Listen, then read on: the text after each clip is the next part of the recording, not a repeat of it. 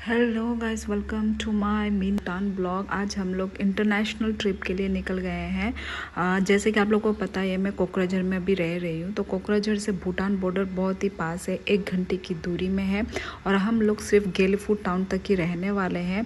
तो अभी ऐसा लग रहा है कि मैं यहाँ पे एग्ज़ाम दे रही हूँ। तो हमने सुबह से कुछ भी नहीं खाया था, तो हम लोगों ने सबसे पहले खाना खाया गेलीफू टाउन में पहुँच के।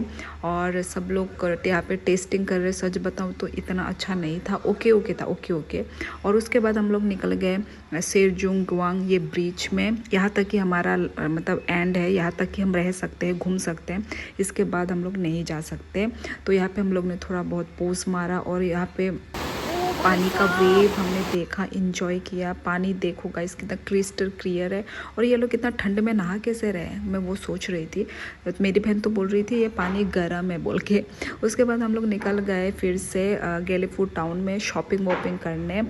यहाँ का भूटानीज कुछ मतलब देखते हैं ना कपड़े कैसे मिलते हैं। और भूटान आए और मोमो नहीं खाया, ऐसा हो नहीं सकता। तो हम लोग ने मोमो खाया। मोमो तो मैं सच बता रही हूँ, मोमो बहुत टेस्टी था, यम्मी था।